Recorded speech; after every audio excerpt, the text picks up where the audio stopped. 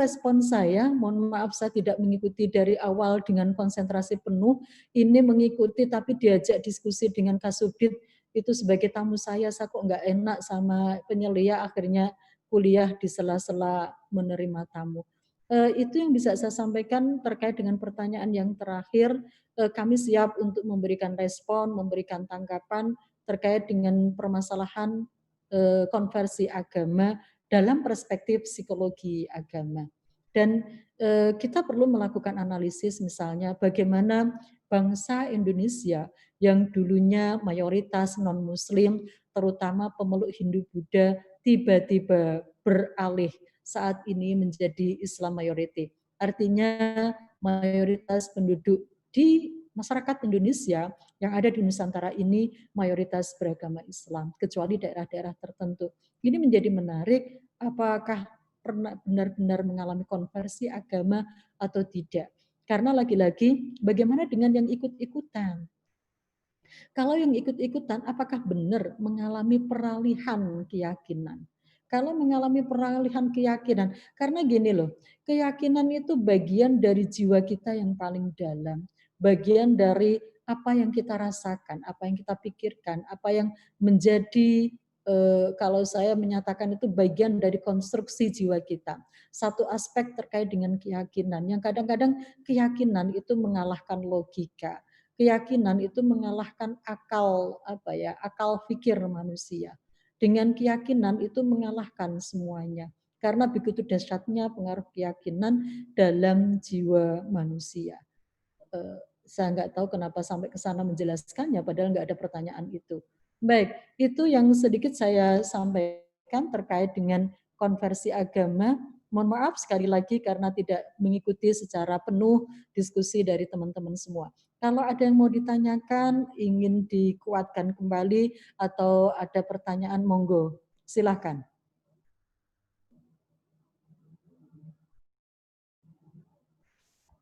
Baik, silahkan Bapak, Ibu, teman-teman. Mungkin ada hal yang masih mau dipertanyakan. Mumpung waktunya masih ada dari Ibu Dokter. Atau dari pertanyaan yang tadi, yang awal-awal. Silahkan. Yang tadi awal-awal apa? Karena saya ganti di HP saya sudah saya tutup. Sekarang ganti laptop, jadi nggak ada pertanyaan di chat. Andaikan ada pun belum terrekod, belum termasuk dalam Zoom saya. Mungkin Oke, ada pertanyaannya apa, Bu? mungkin ada satu Ya. pertanyaan tadi Bu, yang apakah agama itu menjadi peran yang sangat penting dalam uh, apa menjadi spirit yang penting agar tidak orang mudah terkonversi gitu, Bu Dokter. Baik. Gini, konversi itu kasus-kasus tertentu. Jadi tidak semua kemudian orang mengalami konversi karena terkait dengan keyakinan itu loh. Walaupun ada perubahan secara bondong-bondong, itu juga perlu dipertanyakan. Apakah itu mengalami konversi agama atau mengalami, ya Allah, saya lupa. Bahasa yang digunakan oleh Prof. Azra itu apa ya? Perubahan keyakinan secara formal, secara bersama-sama itu, ya Allah, saya lupa namanya yang digunakan. Nanti kalau saya ingat akan saya sampaikan. Jadi konversi agama, tadi pertanyaan fokusnya apa? Saya kok nanti menjelaskannya jadi ngalor ngidul, terbiasa seperti itu saya. Fokus pertanyaannya apa biar nanti saya juga fokus menjawabnya.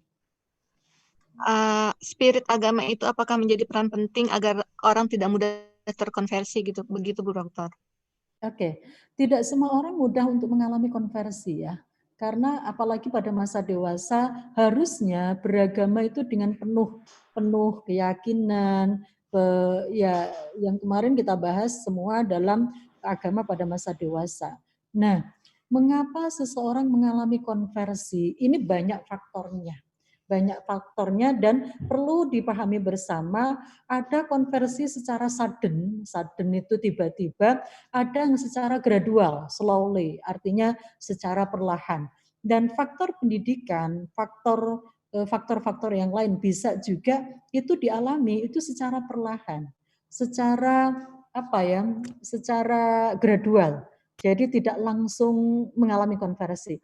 Seringkali yang kita jadikan sebagai contoh pengalaman beragama ketika mengalami secara langsung kan misalnya untuk sahabat Abu Bakar Umar ketika mendengar suara Al-Quran gitu ya, bacaan Al-Quran tiba-tiba menggugah jiwanya. Saya kira itu awalnya juga sudah ada konflik dalam jiwanya, sudah ada perdebatan dalam dirinya gitu ya. Maksudnya sebelum mengalami sebuah perubahan keyakinan sedemikian rupa. Nah, pertanyaannya adalah terkait dengan apakah kedalaman spiritualitas seseorang itu memudahkan dia mengalami konversi agama. Kok kalau menurut saya bukan itu faktornya. Kalau mengalami sebuah perubahan keyakinan itu karena banyak faktor. Yang pertama adalah mungkin sudah dijelaskan tadi ya, faktor pendidikan, faktor ekonomi, faktor hubungan dalam kekeluargaan, relasi. Dan ini banyak faktor yang menyebabkan orang mengalami konversi itu karena itu. Karena di dalam keluarganya beda agama, dia harus kemana? Ke orang tuanya yang ibu atau bapaknya.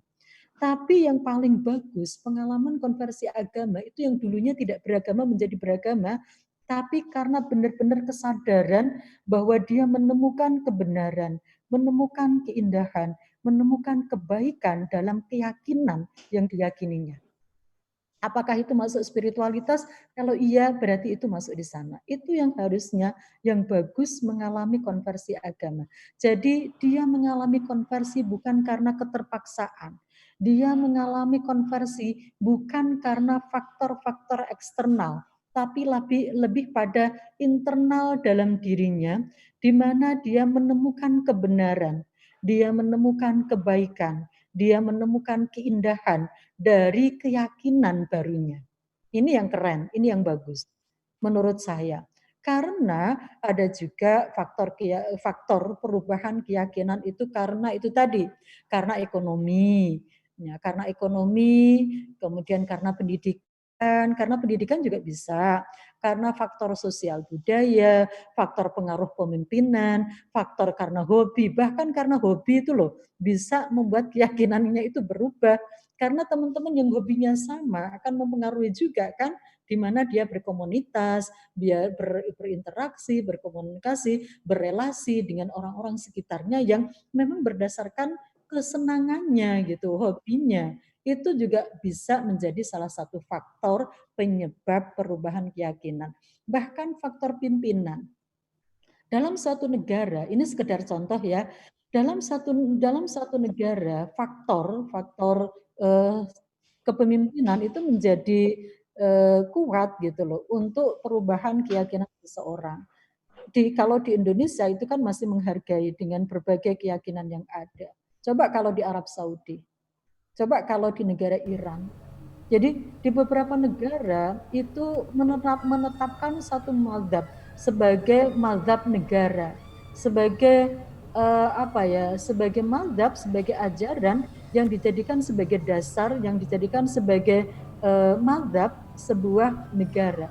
Maka mau nggak mau masyarakatnya yang mayoritas itu ya sesuai dengan mazhab itu. Yang tidak, ketika dia tidak mampu mempertahankan identitasnya, tidak mampu mempertahankan keyakinannya ya karena tidak kuat gitu ya, itu juga bisa mengalami sebuah konversi agama, tapi secara gradual misalnya, tidak secara sudden, tidak secara tiba-tiba.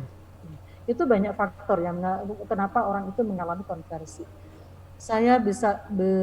Kita bisa melakukan analisis bersama betapa hebatnya Rasulullah ketika masyarakat kaum kafir Quraisy tiba-tiba Mekah dan Madinah bisa semua beralih keyakinan yang dulunya paganisme, percaya kepada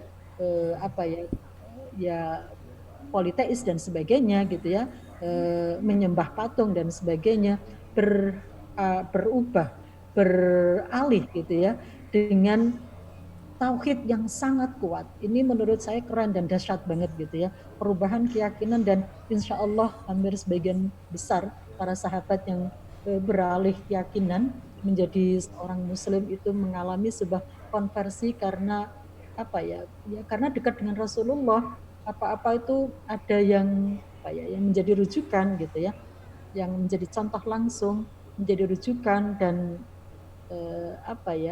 Allah memberikan kenikmatan hidayah seperti itu. Memang kalau faktor hidayah ada juga Tapi selesai kalau kemudian faktornya hidayah. Kalau kemudian konversi agama itu adalah faktor ketentuan Allah, ya sudah selesai. Itu kehendak Allah, kita mau apa gitu ya.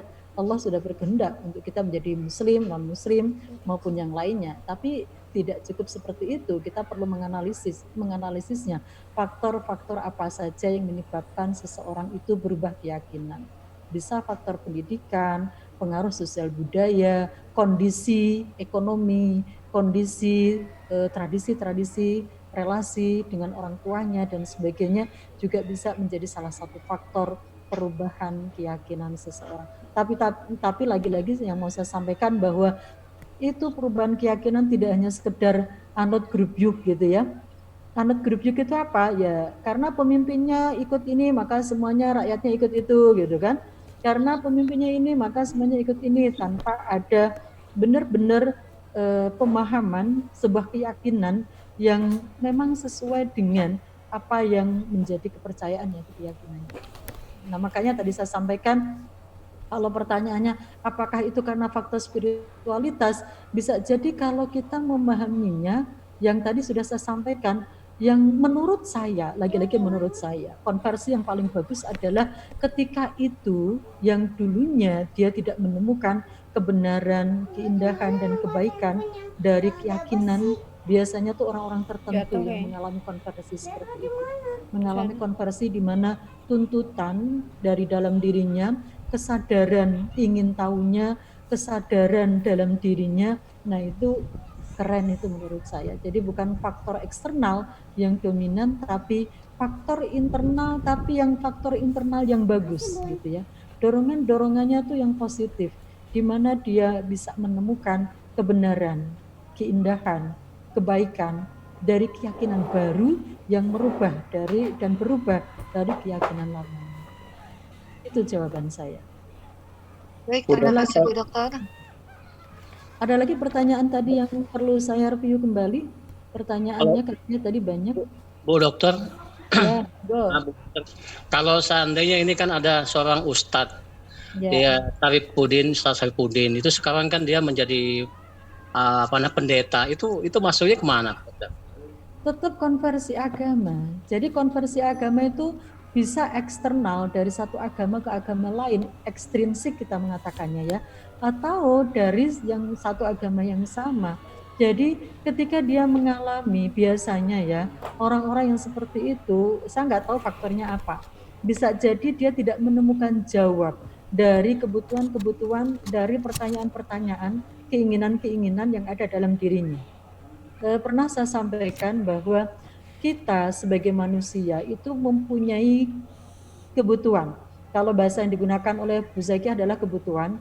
Kalau menggunakan bahasanya Thomas itu keinginan-keinginan. Ada 4 keinginan kalau menurut Thomas. Kalau menurut Bu Zakiah ada 6 kebutuhan. Kebutuhan akan rasa aman. Ketika kita tidak merasa aman dengan keyakinan kita, maka kita akan mencari keyakinan yang membuat kita merasa aman. Kita ingin selamat, kita ingin mempunyai kebutuhan akan rasa sukses, kebutuhan akan rasa kasih sayang. Jadi ketika kita dalam sebuah agama tidak menemukan itu, dia akan mencari di mana keyakinan itu bisa memenuhi kebutuhan-kebutuhannya, termasuk kebutuhan rasa ingin tahu. Jadi tidak hanya dihargai, tapi juga rasa ingin tahu, rasa sukses, rasa sayang, kasih sayang, kebutuhan akan kasih sayang, itu juga bagian dari kebutuhan-kebutuhan kita. Ketika itu tidak menemukan jawabnya, tidak menemukan termasuk rasa ingin tahunya yang tinggi, rasa amannya dalam diri seseorang, maka dia akan mencari-cari terus sampai menemukan jawabnya. Jadi kalau perubahan keyakinan kalau dalam perspektif psikologi kan masih netral ya, dari agama apapun ke agama apapun gitu ya. Nah, kalau kita membahas tadi dari muslim menjadi pendeta, itu namanya yang mengalami konversi.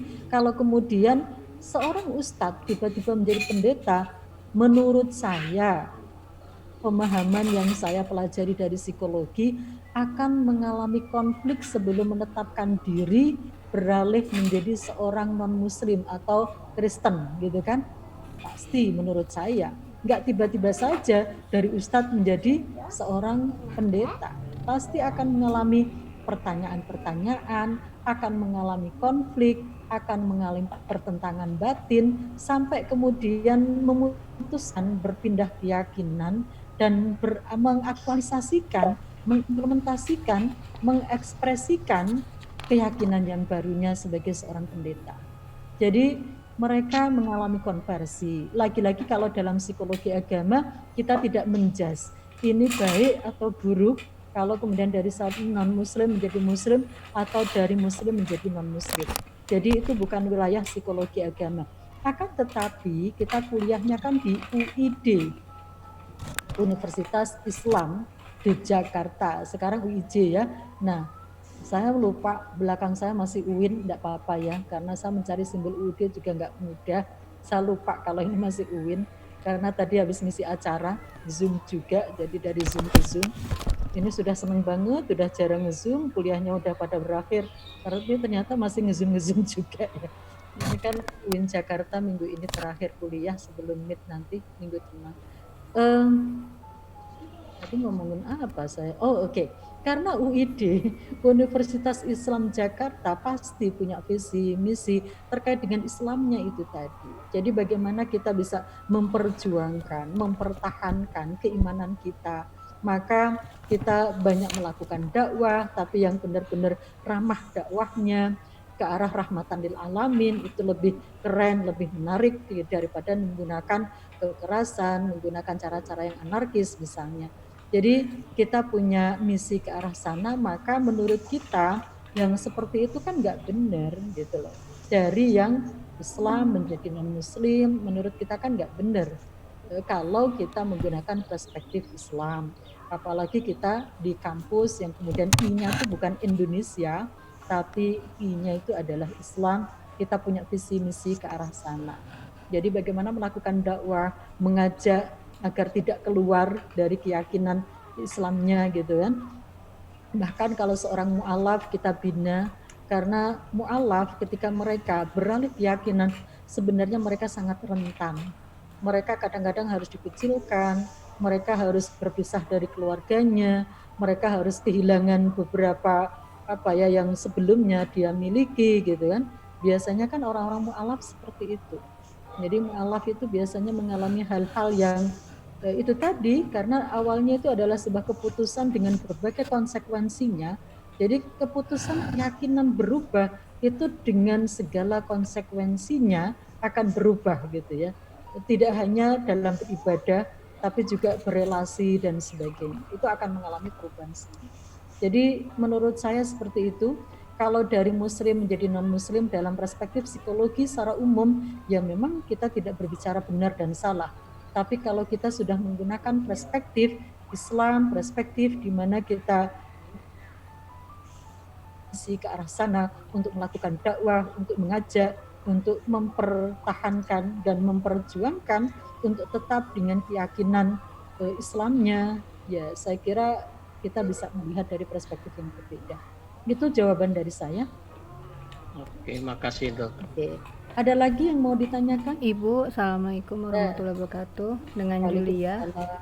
Ya, silakan saya Julia. Mau tanya singkat aja Ibu. Menurut etimologi, arti dari konversi itu kan salah satunya pertobatan. Apakah dengan agama yang sama tapi dia mungkin sebelumnya menjalankan agamanya biasa aja kemudian bertobat itu termasuk dalam konversi agama, Bu? Itu aja Ibu. Assalamualaikum. Oke. Kalau hanya pertobatan biasa mungkin tidak disebut sebagai konversi dalam perspektif psikologi agama. Karena yang dimaksud di sini adalah ada sebuah pertentangan batin gitu loh. Yang dari tidak tenang, dari tenang dengan agama yang lama atau keyakinan yang lama, kemudian ada konflik, ada permasalahan, kemudian beralih menjadi, karena kalau konversi, itu kan beralih. Nah, harusnya beralih, karena kan kita punya yang namanya ilmu ontologi, epistemologi, aksiologinya itu kan harusnya mengarah yang ke positif. Kita mengajarkan sesuatu kan harusnya ke arah yang positif. Walaupun saya tahu kita positif negatifnya tidak bisa dilihat secara saya agama apa, itu agama apa gitu kan. Tapi secara universal bahwa kita mengajarkan ilmu apapun diharapkan untuk bermanfaat ke arah yang positif. Dalam arti aksiologinya itu membawa kemanfaatan, membawa kebaikan, membawa dalam bahasa yang saya gunakan adalah keberkahan gitu ya. Nah, harusnya konversi itu adalah ke arah yang positif, maka bisa disebut sebagai pertobatan gitu. Dan ketika mengalami perubahan-perubahan itu ke arah yang positif, itu harusnya arahnya ke sana. Lagi-lagi kita tidak akan mengatakan pertobatan ketika mereka dari non-muslim menjadi muslim, orang sana akan mengatakan dia murtad, bukan tobat. Sama ketika dari Islam kemudian non-muslim, kita akan mengatakan itu murtad, bukan tobat gitu ya. Jadi kalau pertobatan itu kemudian diharapkan ke arah yang positif. Bagi kami, ketika non-muslim menjadi muslim itu taubat itu yang positif gitu. Jadi yang diharapkan memang akan memberikan dampak bahwa setelah mengalami konversi itu mengalami imannya itu menjadi semakin kuat, karena biasanya orang yang mengalami konversi dalam arti konversi dengan memahami betul keyakinan barunya dan dia secara komitmen dan secara istiqomah, artinya sudah mulai menjalankan, mengimplementasikan, dalam bahasa yang digunakan dalam buku itu adalah mengekspresikan konversi, mengekspresikan perubahan keyakinannya, maka dia akan menjadi ke arah yang positif, ke arah yang lebih baik. Maka kenapa disebut dengan pertobatan? Karena diharapkan konversinya itu adalah konversi yang positif, konversi yang ke arah memperkuat keimanannya, bahasa Islamnya, memperkuat keyakinannya. Ketika, karena secara universal agama apapun itu mengajarkan kebaikan. Agama apapun, yang namanya agama, yang inti agama adalah mengakui adanya Allah dan berupaya mendekatkan diri pada Tuhan. Inti dari keyakinan agama kan keyakinan pada Tuhan. Dan para umatnya, para pemeluk agama, itu diajarkan bagaimana mereka mendekatkan diri pada Tuhannya. Nah, ya, kalau orang semakin dekat dengan Tuhannya, maka semakin kuat keyakinannya dan semakin baik akhlaknya, semakin baik moralnya. Maka disebut mengalami pertobatan karena ke arah yang positif. Itu saya memahaminya pertobatan itu seperti itu. Jadi memang berarti Prof, konversi itu tidak boleh dimain-mainkan ya berarti ya? Ya, namanya konversi perubahan keyakinan.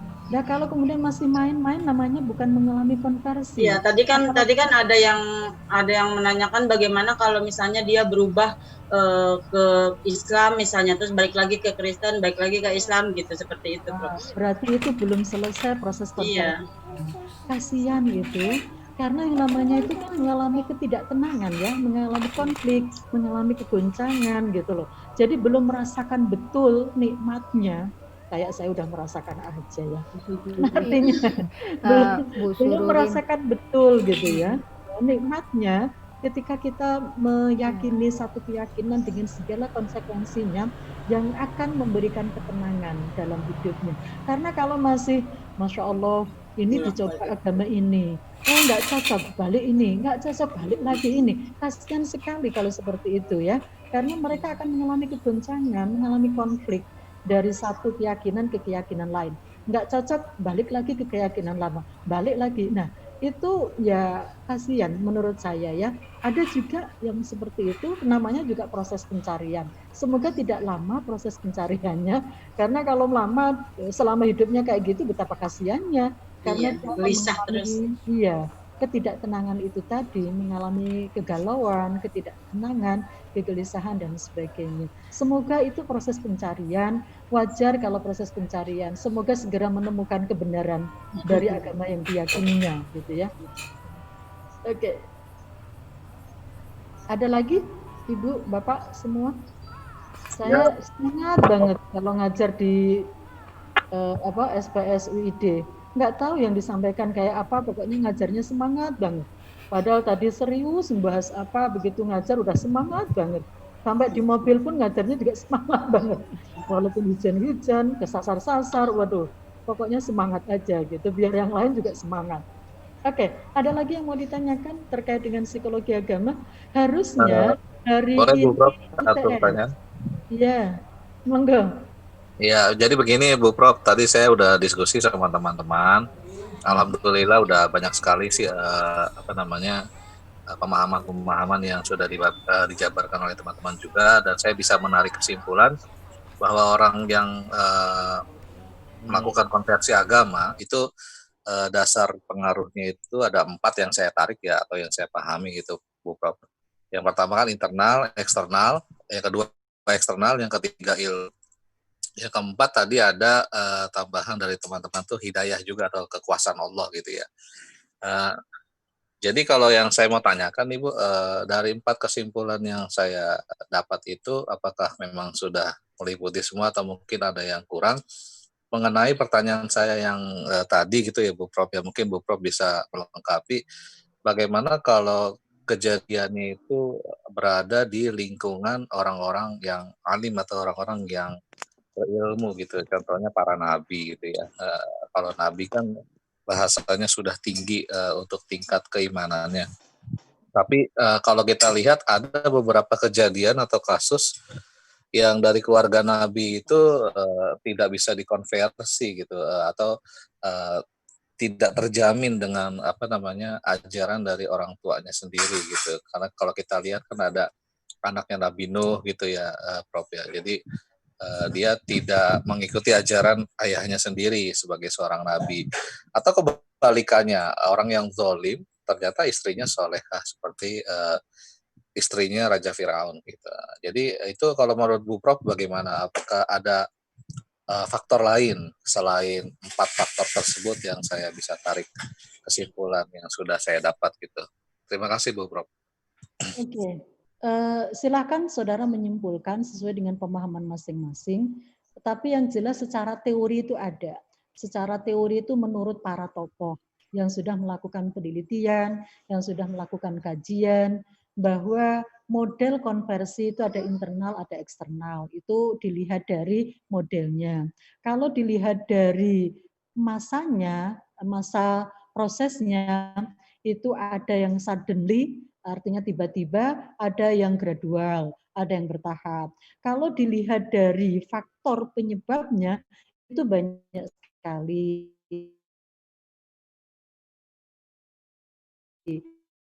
Ada karena sosial budaya, bahkan politik pun juga bisa. Ada yang faktor memang benar-benar internal, mengalami konflik, mengalami permasalahan batin, dan sebagainya, sampai dia menemukan satu keyakinan yang benar-benar sesuai dengan, ini kan yang repot kan sesuai dengan yang apa yang dibutuhkannya gitu. Jadi dia menemukan jawab terhadap itu tadi, menemukan jawab terkait dengan kebutuhan-kebutuhan dirinya. Nah, kalau tadi dijadikan sebagai 4 klasifikasi, 4 kelompok, monggo silakan. Bagi kami itu nggak ada masalah. Tapi yang jelas yang mau saya sampaikan, kita juga menerima bahwa itu adalah faktor hidayah dari Allah. Tapi kalau faktor hidayah dari Allah kan udah selesai.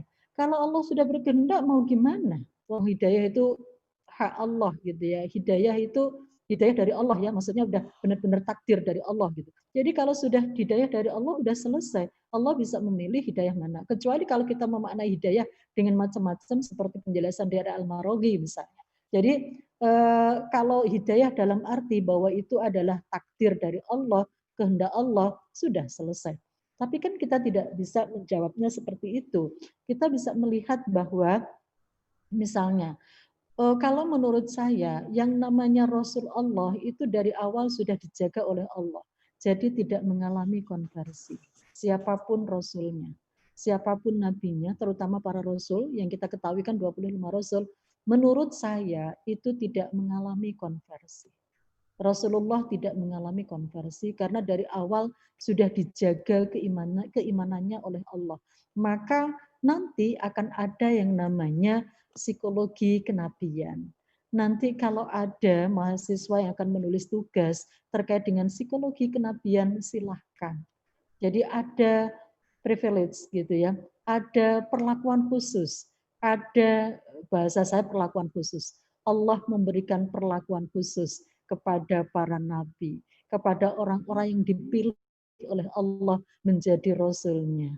Ini sudah keyakinan. Kalau sudah keyakinan itu nggak butuh logika untuk bisa melogikakan gitu ya. Ya terserah itu keyakinan saya. Kalau nanti orang lain nggak yakin ya terserah, saya punya yakin seperti ini. Nah itu yang saya katakan tadi, keyakinan mengalahkan logika. Jadi kalau untuk Rasul menurut saya tidak mengalami konversi. Bahkan menurut saya yang namanya Nabi Ibrahim itu kan ada proses pencarian, mencari Tuhan gitu kan. Tapi prosesnya itu mencari Tuhan tidak sampai mengalahkan, menggoncangkan keyakinannya beralih gitu loh. Tapi semakin kuat. Apakah proses Nabi Ibrahim itu proses konversi agama? Menurut saya tidak. Menurut saya tidak, karena sebenarnya Nabi Ibrahim itu sudah mempunyai keimanan yang kuat. Tinggal menguatkan. Mengapa dikuatkan? Karena tantangan Nabi Ibrahim juga begitu kuat. Ibrahim itu Masya Allah, Nabiullah Khalilullah ya. Nabi Ibrahim itu begitu kuat, dahsyat sekali tantangannya. Karena Nabi Ibrahim harus berhadapan dengan orang tuanya sendiri, harus berhadapan dengan anaknya sendiri, harus berhadapan dengan istrinya sendiri untuk menguji semua keimanan Nabi Ibrahim. Maka kemudian sangat layak kalau kemudian Nabi Ibrahim pun juga diuji keimanannya agar semakin kuat. Menurut saya tidak mengalami perubahan keyakinan dalam arti satu keyakinan ke keyakinan yang lain, tapi memperkuat keimanannya. Menurut pendapat saya. Jadi nanti akan sangat bagus kalau ada yang menjelaskan, membahas tentang psikologi kenabian. Karena para nabi punya privilege khusus gitu ya, perlakuan khusus. Kita meniru agar mendapatkan perlakuan khusus, paling tidak ke arah karomahnya ya, tidak mukjizatnya. Artinya apa? Yang mendekati, semua ingin seperti para nabi gitu ya. Tapi ujiannya ya begitu dahsyat sekali. Oke, pertanyaannya tadi apa lagi ya? Kalau ini Prof, kalau keluarganya Prof. Kalau keluarga. Oke, baik, keluarga. Makanya tadi sudah saya sampaikan, ada banyak faktor yang mempengaruhi terjadinya konversi. Ternyata putra dari Nabi Nuh, kemudian istri dari Fir'aun, kemudian siapa lagi? Nabi Lut, gitu kan? Istri dari Nabi Lut. Jadi ada banyak keluarga yang tidak mengikuti, ya kalau kita menggunakan bahasa hidayah kan selesai. Tapi kita bisa mencari, kita bisa menganalisis faktor-faktor lainnya yang kira-kira bisa dianalisis menggunakan logika, menggunakan akal sehat kita. Misalnya Nabi Nuh, putranya. Gini loh, kadang-kadang otak kita itu tidak mampu mencerna apa yang sebenarnya, kalau bahasa yang saya gunakan, kita kan sudah mempunyai fitrah untuk beragama. Nafathtu fihi ruh, mungkin yang kemarin sudah kita jelaskan dalam psikologi agama ketika kita menjelaskan tentang sumber jiwa beragama. Bahwa manusia itu punya potensi beragama. Akan tetapi tidak semua bisa mengemukakan, mengaktualisasikan potensi itu dengan baik. Maka kemudian kita mendapatkan yang namanya fitrah. Kalau ini kan fitrah yang benar-benar dari diri kita ya.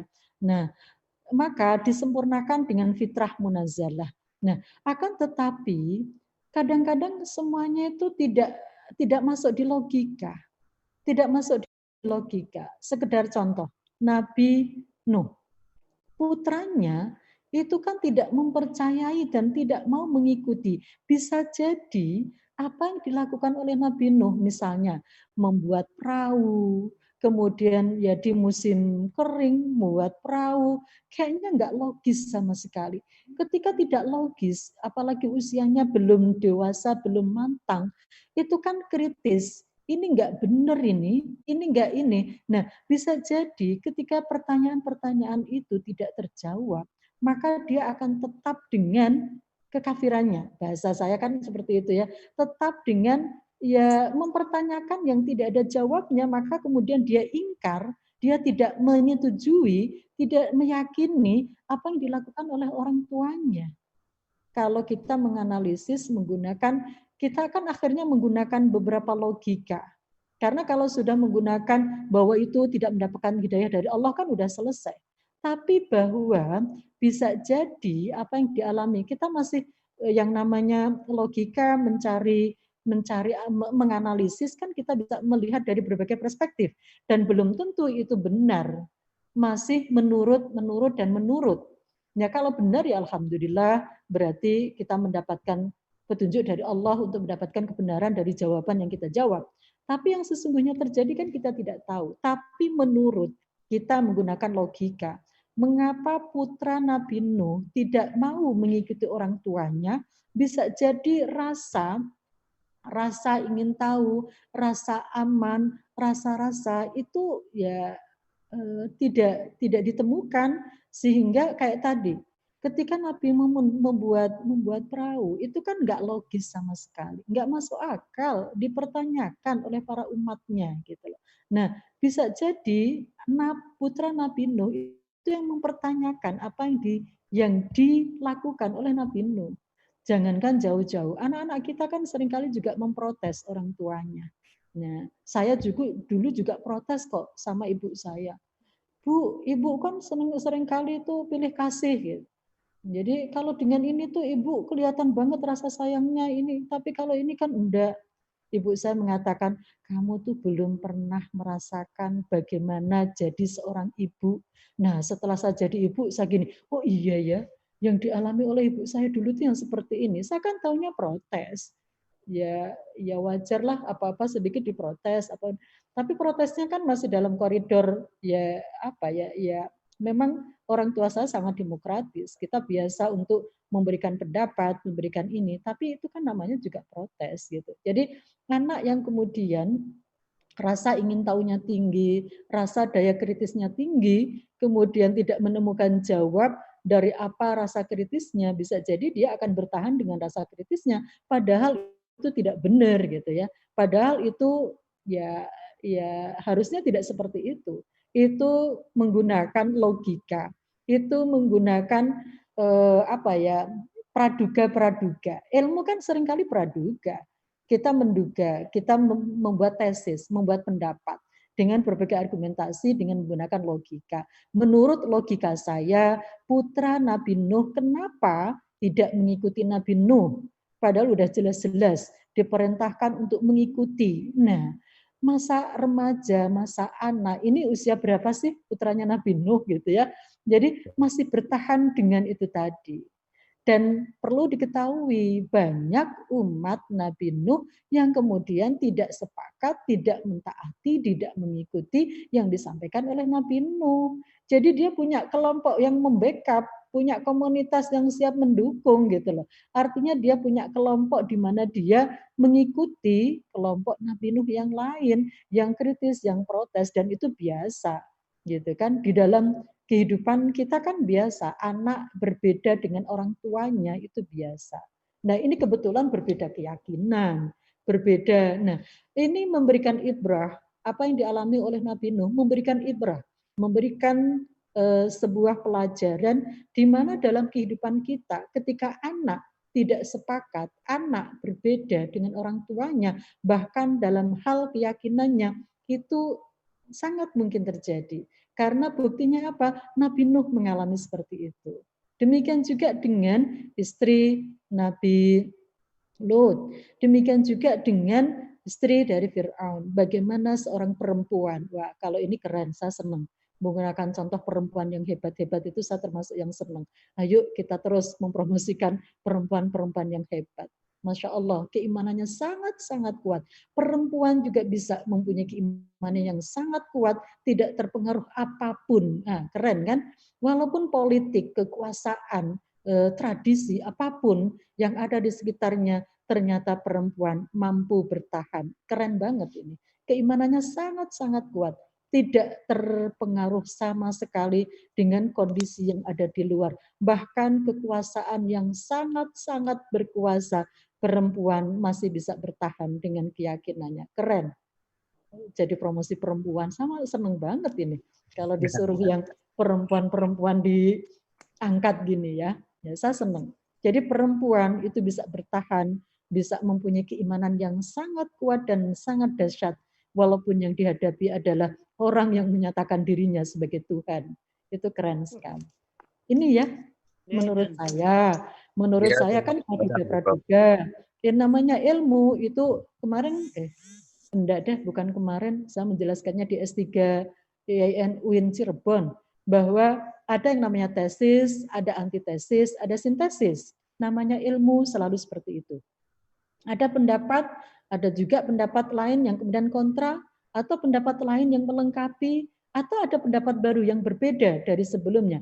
Maka kita sebut ada tesis, pendapat, bisa jadi pendapat yang berbeda, antitesis atau sintesis, mensinergikan, menambahkan, melengkapi, atau ada tesis yang baru. Jadi berdasarkan logika, berdasarkan daya nalar, karena Allah memberikan kekuatan daya nalar itu pada manusia. Akal kita, akal berpikir kita. Oke. Baik, mungkin cukup Ibu Diskusi Prof. itu mesti nggak habis-habis. Sekarang udah Iya, 12 betul. malam. Ya, terima kasih, Bu, Prof. Kuliah lagi. Iya. Saya sih seneng aja. Ayo, walaupun udah digebrek-gebrek dari tadi. Udah selesai. Iya. Maksudnya ini yang UKM PPG kan udah selesai. Kebetulan mohon doa restunya, semoga yang lagi ikut ujian semua bisa lulus. Amin ya Allah. Kasihan banget, kebetulan yang di Jakarta pesertanya nggak banyak, tapi ada yang dari Kalimantan Barat berlima, dari Bangka Belitung, sudah ngikut sekian kali nggak lulus, Masya Allah perjuangannya ya. Ya kita semua bismillah berupaya, berikhtiar, semua diniati untuk meningkatkan kualitas pendidikan.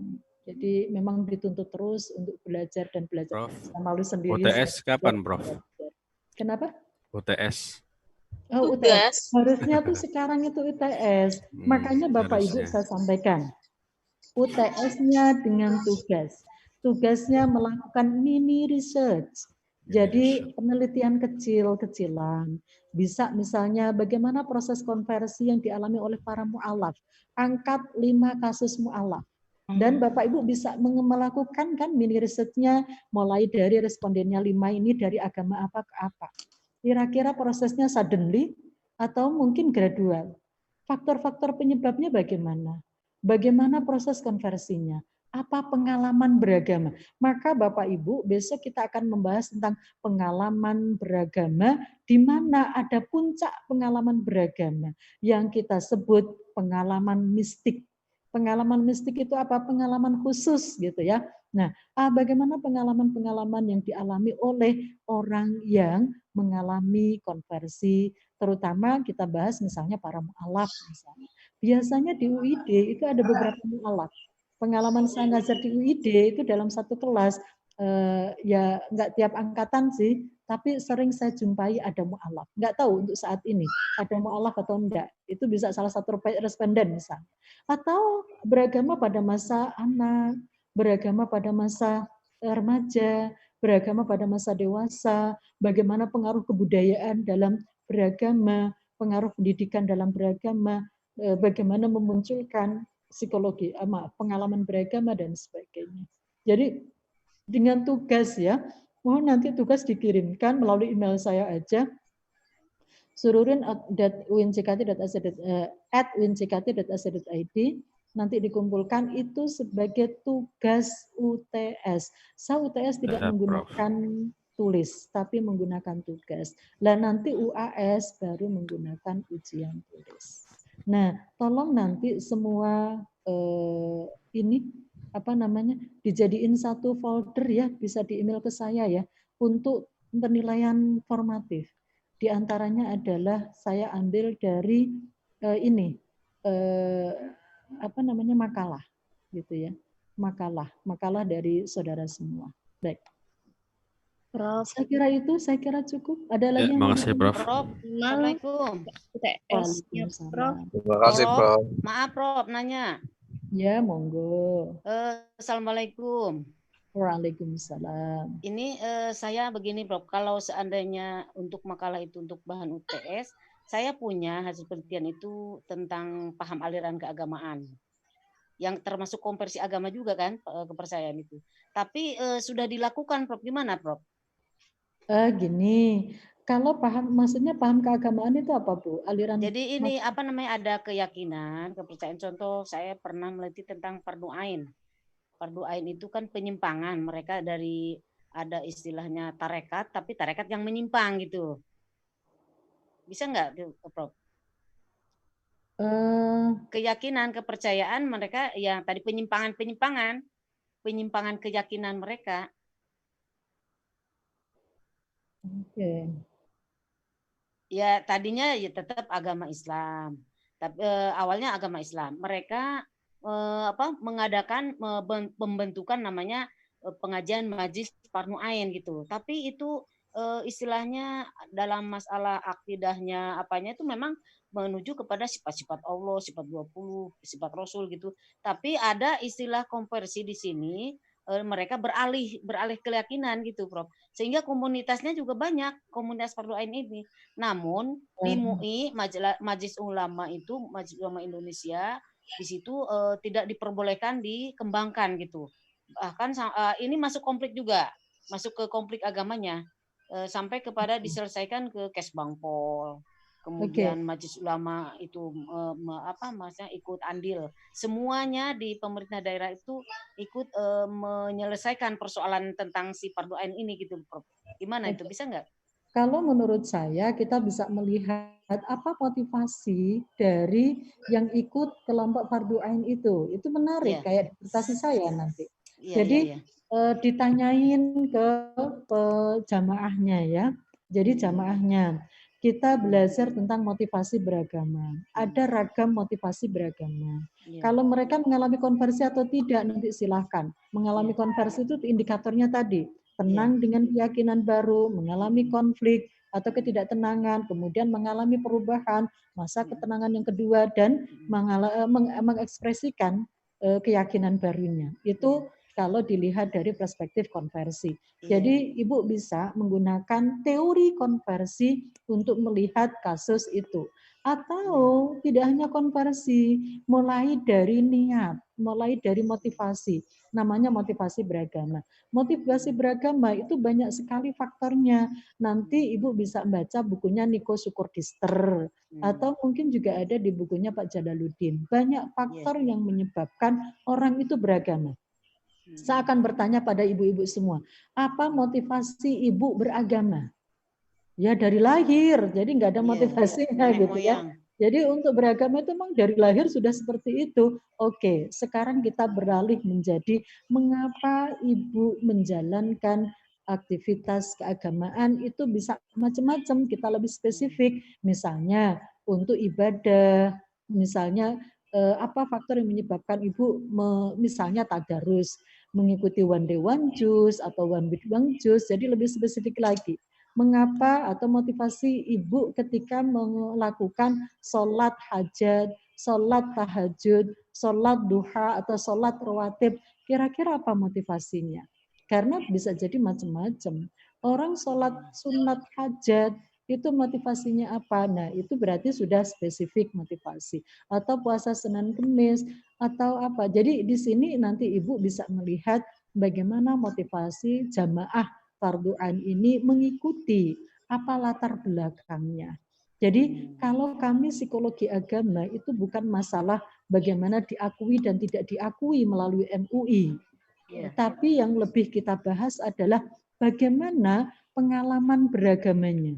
Mulai dari apa motivasinya, apa yang kemudian menjadi pengalamannya, apa yang mendorong itu motivasi, bagaimana pengalamannya, bagaimana ekspresi dalam beragamanya gitu. Jadi ini hampir sama nanti dengan disertasi saya, Bu, dan itu bisa menjadi tesis kalau kemudian dikembangkan lebih lanjut dengan menggunakan teori-teori psikologi. Yang pertama motivasinya aja dulu. Iya, tapi ini Bu udah berlanjut gitu Bu. Apa maksudnya untuk data sekunder dan primernya sudah dilakukan penelitian gitu Bu. Tidak bisa Tapi untuk kalau kemudian itu isinya terkait dengan psikologi agama bisa, Bu. bisa Misalnya ya? apa faktor yang menyebabkan para jamaah itu mengikuti mengikuti itu tadi, Bu, fardu ain. Nah, kita Studi literatur menggunakan ya. teori-teori terkait dengan sumber jiwa beragama. Kalau Iya, kita sumber menggunakan teori sumber jiwa beragama, makanya kita mau menggunakan teori yang mana? Apakah teori terkait dengan konversi agama, teori terkait dengan sumber jiwa beragama, teori tentang fenomenologi agama. Jadi kita harus punya kerangka konsep dan kerangka untuk menganalisisnya. Jadi kita mau membahas itu menggunakan pisau analisis apa, teori apa yang kita gunakan untuk memotret itu, gitu. Jadi dan itu itu menggunakan perspektif psikologi agama. Boleh pengalamannya, boleh motivasinya, boleh terkait dengan fenomenologinya, ada apa di sebalik itu semua. Atau mungkin kita juga bisa terkait dengan teori kebutuhan ya. Nah, yang tadi sudah saya sampaikan. Ya, bisa. Ya. Ya, makasih. Saya kira cukup ya. Ya, Bapak makasih, Ibu Prof. semua. Terima kasih semua. Ternyata tinggal 5 menit udah jam 13.00. Semoga bermanfaat. Terima Ya, dan kasih, nanti mohon Prof. dikumpulkan sesuai dengan ini. Terima kasih semua dan Makasih, Prof. terus ya mengerjakan tugas UTS-nya biar saya juga bisa memberikan nilainya juga serius. Prof, dikasih waktunya berapa, Prof? Sebenarnya hari ini, Bu. Iya, tapi kan kalau mini riset kan harus itu, Dok.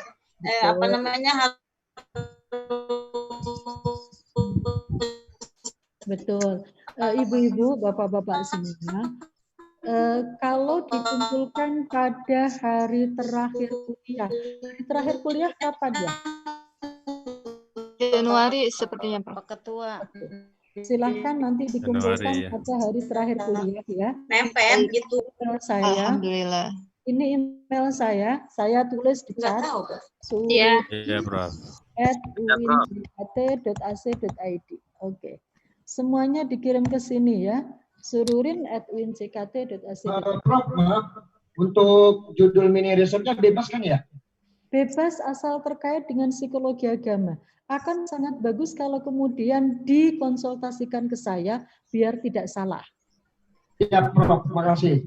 Bisa mengangkat tokoh, bisa mengangkat respondennya siapapun gitu ya. Silahkan. Jadi boleh mengangkat tokoh, bisa juga ke respondennya itu boleh peserta didik. Misalnya agama pada masa anak, wah keren itu kalau ada membahas itu. Ya. Atau Agama gini, pada Prof. Prof, maaf. Ya. Halo, Prof. Iya, silahkan. Saya ini kaitan nggak ada juga nih, Prof. Masalah pendidikan kan Prof sudah memaparkan banyak tentang pendidikan masa anak-anak, pendidikan masa remaja dan dewasa yang di kelompok ini ya dibahas oleh kelompok. Saya bagaimana kalau penyimpangannya ini, Dok, dari pendidikan ada fenomenanya, fenomena tentang kenakalan remaja dan pembentukan karakter itu. Ya, Bu. Bagaimana? Asal digunakan perspektif psikologi agama dalam analisisnya silahkan. Bagaimana keberagamaan anak-anak yang menyimpang? Wah keren itu. Bagaimana kenakalan remaja itu ya? Iya, anak-anak pang. Nah yang di jalan-jalan itu kira-kira bagaimana keberagamaannya? Itu menarik kalau bisa. Anak itu kan punya komunitas, Bu. Yang namanya vandalisme, yang namanya coret-coretnya. Kira-kira mereka tuh memahami agama kayak gimana sih? Mereka merasa nggak bahwa yang dilakukan itu tidak sesuai dengan ajaran yang diyakininya misalnya. Sejauh mana pengaruh teman, gengnya terhadap dirinya. Apakah di situ juga akan mempengaruhi keyakinannya? Ya, itu kalau bisa sampai ke arah sana bagus, Bu. Silahkan. Ya, Baik itu bisa anak-anak yang alternatif. menyimpang, anak-anak yang nakal maupun anak-anak yang biasa pun juga silahkan. Bagaimana keberagaman mereka. Kalau kemudian respondennya itu banyak kan lumayan Bu. Terus terang Bu, dalam buku psikologi agama itu belum saya temukan bagaimana keberagamaan remaja di Indonesia. Berapa persen sih seluruh Indonesia itu yang beragama Islam remaja kita? Kalau sudah berapa yang taat dalam beragama, taat beragama. Bapak Ibu bisa menggunakan psikografi ya. Psikografi ini waktunya sudah habis, enggak apa-apa, saya jelasin. Ya boleh Prof. Nambah dikit. Waktunya udah habis. Saya kok bersemangat banget sih. Waktunya Iya, habis Prof. itu juga masih Profnya ngajar. ini kurang lama adanya di sini jadinya. Maksudnya kurang lama gimana? Iya, Profnya cuman waktunya 11:30 baru masuk. Harusnya dari awal, Prof. Dari awal Jadi enak masuk. gitu. Iya, Wajib. dari awal sudah masuk, tapi masuknya tidak konsentrasi. Iya. Oh iya, monggo silahkan. Atau mungkin nanti saya jelaskan gimana ya, melalui WA aja ya. Iya. Boleh Prof. Boleh. Boleh, Prof. Ada 5 berapa? Terima kasih, Prof. Baik, Ya. ada psikografi. Kalau nggak salah pernah saya sampaikan ya. Nggak tahu kalau belum pernah. Belum pernah Prof, kayaknya Prof. Psikografi, bahwa untuk melihat keberagaman seseorang itu dilihat dari 5 aspek. Yang pertama, kok jadi menjelaskan lagi? Kan udah bilang nggak usah dijelasin. Oh, Prof. Ya udah deh, nanti kalau ini saya jelasin lagi, tapi nggak apa-apa, nanti secara sekilas akan saya sampaikan. Itu ada di bukunya Jalaluddin Rahmat. Yang mau saya jelaskan terkait dengan psikografi itu ada di bukunya Jalaluddin Rahmat.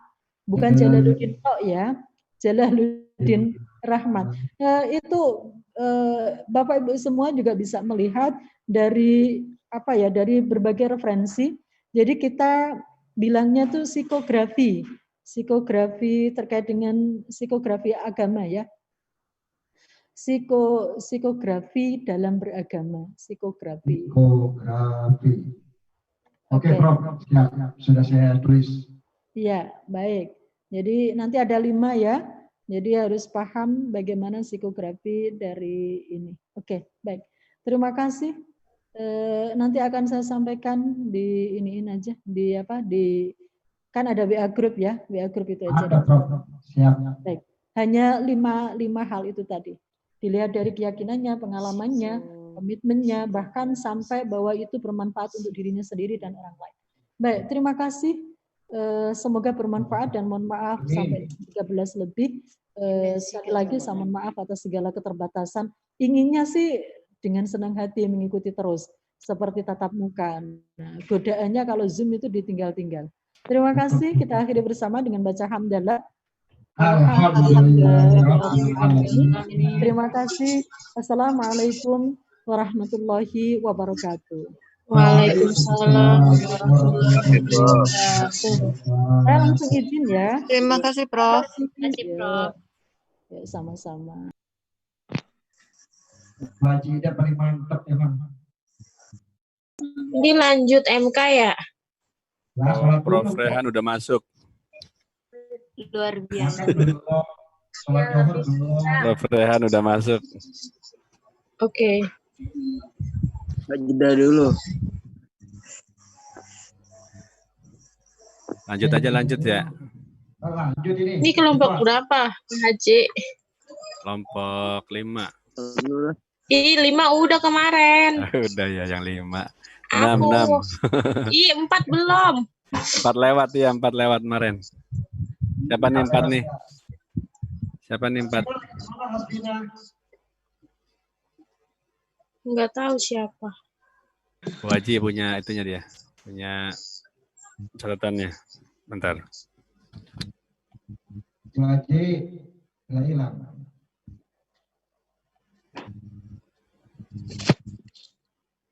Yang belum sholat dulu. Sholat Zuhur.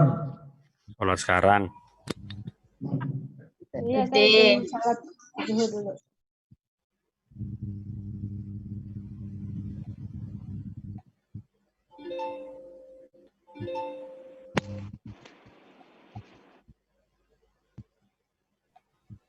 Assalamualaikum warahmatullahi wabarakatuh.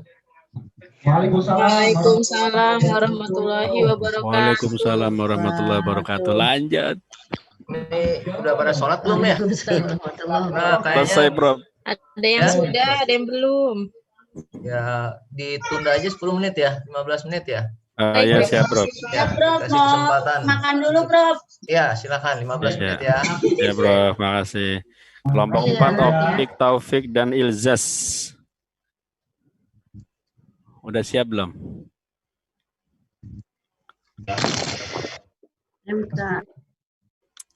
Optik sama Ilzas.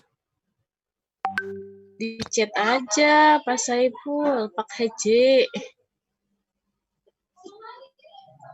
Lagi ada dia nih, lagi di keluar Pak Izas. Di chat Pak Kiai Latif. Pak Nuraini. Habibi ya Nuraini.